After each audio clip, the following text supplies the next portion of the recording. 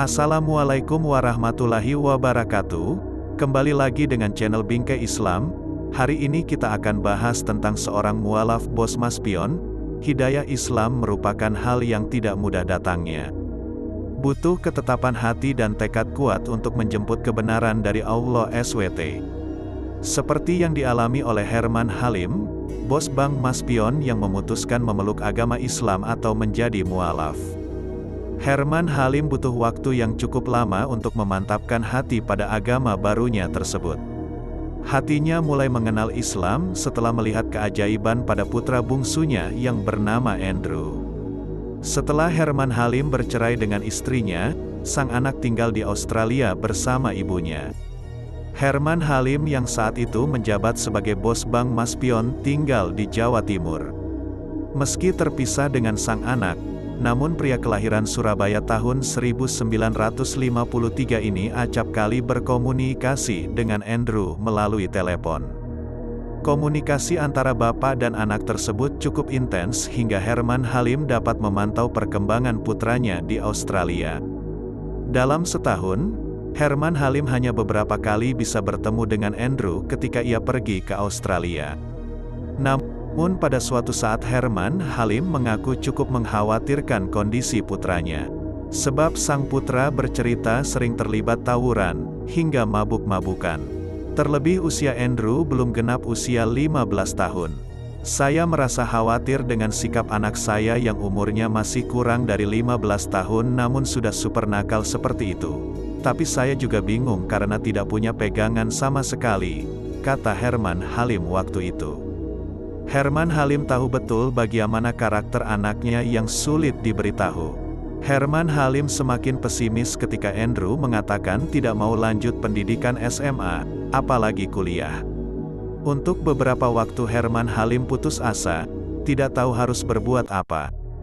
Akan tetapi suatu hari di tahun 2000 dirinya mendapat telepon dari Andrew. Sang anak mengabarkan keinginannya untuk memeluk agama Islam. Betapa kaget Herman Halim mendengar penuturan putra bungsunya itu.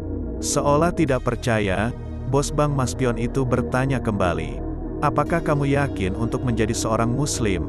Tanya Herman Halim. "Iya, yakin. Saya sudah baca kitab-kitab agama lain. Semuanya bagus-bagus, namun saat menyamaikan ke orang lain terlihat susah. Berbeda dengan ajaran Islam yang lebih mudah disampaikan," jawab tegas Andrew. Herman Halim langsung setujui keinginan putranya itu. Belakangan ia mengetahui bahwa anaknya mengenal Islam dari remaja perantauan negara di Timur Tengah seperti Irak, Iran dan Libanon yang tinggal di Australia. Herman Halim merasakan perubahan positif pada dirinya anaknya setelah sang anak memeluk Islam. Andrew yang dulu suka berkelahi dan berbuat onar berubah 180 derajat menjadi remaja yang ramah dan santun. Bahkan sang anak kemudian melanjutkan kuliah hingga akhirnya meraih sarjana akunting dari Universitas Murdoch Australia.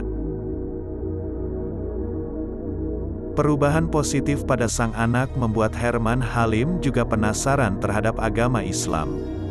Dia banyak berdiskusi dengan Andrew soal agama Islam.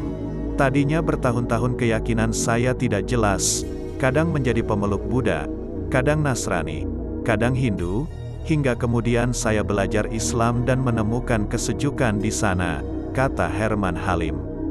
Hingga pada tahun 2004, Herman Halim memantapkan hatinya untuk memeluk agama Islam. Ia mengucapkan 2 kalimat syahadat sebagai tanda dimulainya kehidupan baru sebagai seorang Muslim. Namun keputusan itu tidak langsung diterima baik oleh keluarga dan kerabatnya. Bahkan banyak kecaman dan kritik terkait keputusannya untuk menjadi umat Rasulullah SAW. Tidak sedikit pula upaya temannya menarik kembali Herman Halim ke agama semula. Namun Herman Halim tidak bergeming. Dia terus fokus mempelajari dan mendalami ajaran Islam. Saat kondisi internal di Bank Mas Pion ada problem, Herman Halim merasakan keajaiban. Dia merasakan pertolongan Allah sehingga bank tersebut sehat kembali. Begitu juga beberapa tahun kemudian lantas menemukan perempuan yang pas untuk diperistri. Perempuan itu semula non-muslim. tetapi kemudian juga memeluk Islam seperti yang dilakukan Herman Halim.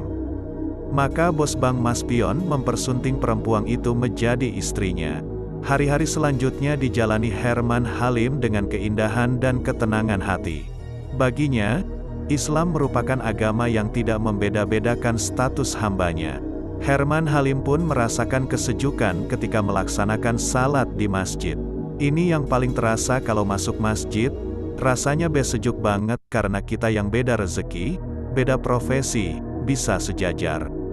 Mau dia bos, tukang becak, bakul dawet posisinya sama terutama saat mendirikan salat berjamaah, pungkas Herman Halim.